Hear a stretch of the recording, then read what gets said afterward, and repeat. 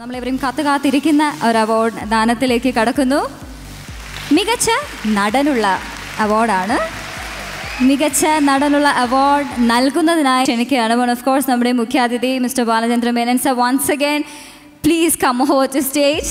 Don international school principal Anitha Dileep.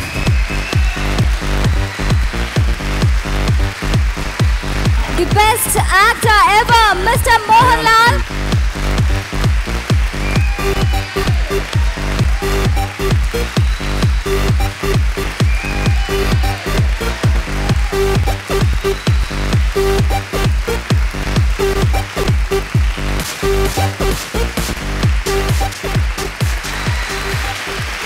Here we go, the best actor of 37th Atlas Film Critics Award 2013, our dearest Laletan.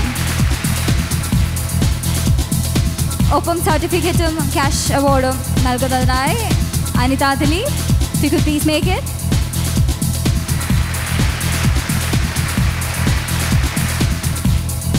Yes, sir. Good evening.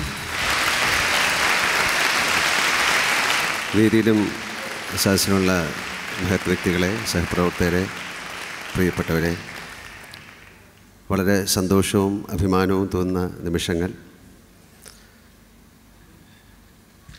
Critics award ഒരുപാട് വർഷത്തെ ബന്ധമുണ്ട് എനിക്ക് critic അസോസിയേഷനുമായിട്ട്.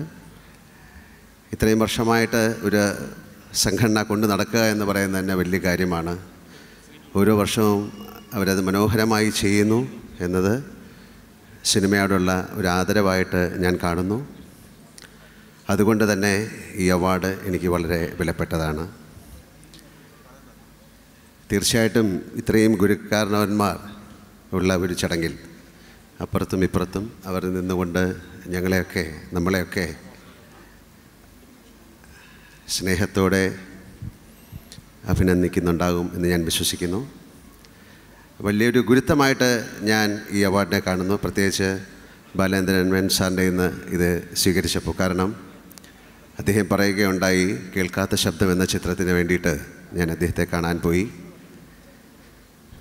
ഞാൻ വളരെ ചിത്രത്തിൽ അഭിനയിക്കാൻ പോയത് തന്നെ വളരെ ദൂരെ നിന്നാണ്. ഒരു പക്ഷേ നീലേശ്വരം എന്ന് പറയുന്ന സ്ഥലത്ത് നിന്ന് അന്ന് കാറിൽ അല്ലെങ്കിൽ ട്രെയിനിലൊന്നും തിരുവനന്തപുരത്ത് ഷൂട്ടിങ്ങിനെത്താൻ പറ്റില്ലെന്ന് അറിഞ്ഞുകൊണ്ട് ഞാനൊരു ബസ്സിൽ കയറിയാണ് ആ ഷൂട്ടിങ്ങിന് പോയത്. കാരണം എനിക്കും അന്നും ഇന്നും സിനിമയോട് ബഹുമാനമുണ്ട്, അതുകൊണ്ട് തന്നെയാണത്. അപ്പം അദ്ദേഹം അന്ന് പറഞ്ഞ കാര്യം സത്യമായി അദ്ദേഹത്തിൻ്റെ നാക്ക് ഇനിയും പൊന്നായിരിക്കട്ടെ. അതുപോലെ തന്നെ ജിത്തു പറഞ്ഞു, ഞാൻ ആദ്യമായിട്ട് ഒരു സംവിധായകൻ്റെ കൂടെ പ്രവർത്തിക്കാൻ ആഗ്രഹിക്കുന്നത് ബാലേന്ദ്ര മേനൻ സാറിൻ്റെ കൂടെ ആയിരുന്നു. ഞാനൊരു എഴുത്തയച്ചിരുന്നു.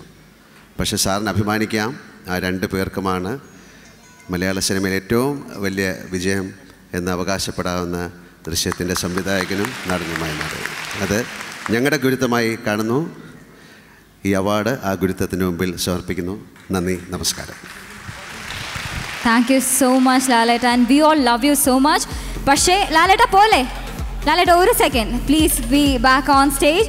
UAE എക്സ്ചേഞ്ചിൻ്റെ managing director mister V George Antony ഒരു സ്പെഷ്യൽ പുരസ്കാരം സർ നൽകുകയാണ്.